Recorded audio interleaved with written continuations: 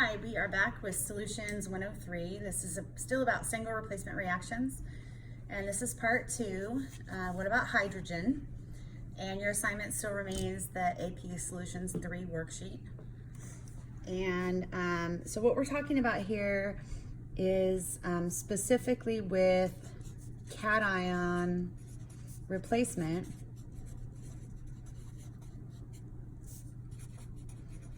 What if the replacee is hydrogen? What do we do with that? Okay, so you have two possible situations. One is if we're talking about water, or the other would be an acid, like HCl or something like that. Okay, so hydrogen is here, hydrogen is here. So what happens if we put liquid water or aqueous HCl?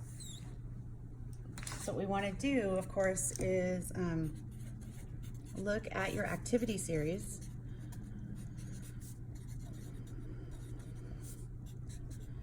and find the hydrogen line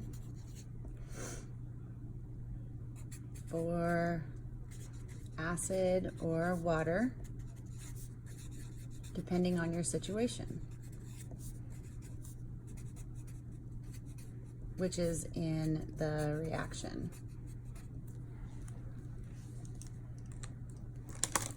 Okay, so I'm going to go away from these notes just for a second to show the activity series. So here's the activity series, and I'm going to zoom in just a little bit, and you can see that these metals towards the top, they replace hydrogen on water. They also replace hydrogen on acids. So these are very active metals. They'll replace hydrogen on either situation. These metals, going all the way down here, replace hydrogen on acids only. So they're not quite as active. So these guys down below don't replace hydrogen on water. So we want to just be careful with that. And then of course the nonmetals will not replace because they form anions. Okay, so let's look and see what a reaction might look like. A couple things that you want to remember is that you replace only one hydrogen at a time.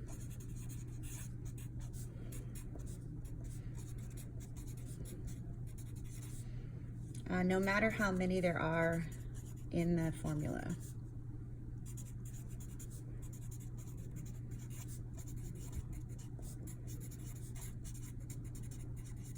So you pluck those hydrogens just one at a time. And then you're always going to produce the same thing. You always produce H2 gas as your product, one of your products from the single replacement reaction. So let's say that we have, as an example, let's say we have metal M, and that's a solid, and we add it to water, which is a liquid, and this metal is going to replace one of these hydrogens. So you can think of water as HOH. So when we replace one of these hydrogens, we're left with the hydroxide. So what we get over here is H2.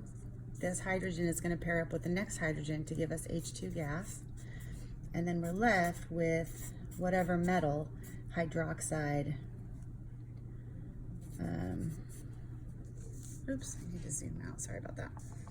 Whatever metal hydroxide is left over, and then you would balance based on, you know, this guy's charge and this formula.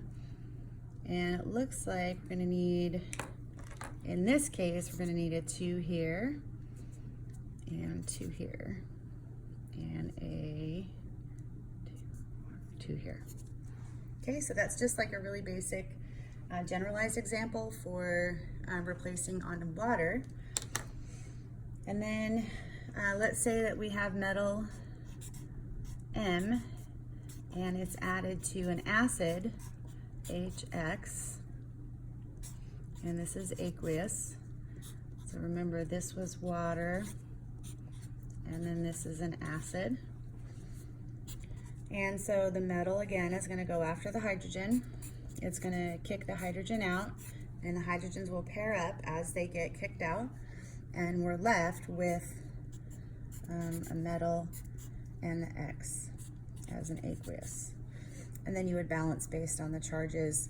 In this case, you just need a 2 there, and a 2 here, and a 2 here. So they're not all going to balance with those 2s in all cases. That's just this example that I gave, or this generalized example. Okay?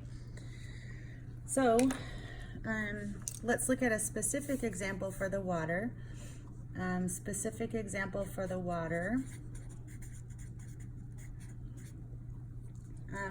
We're going to go back to our activity series, and we're just going to choose a metal that will replace hydrogen on water. Let's try calcium. That's a good one. So we know that calcium is up here. It does replace hydrogen on water.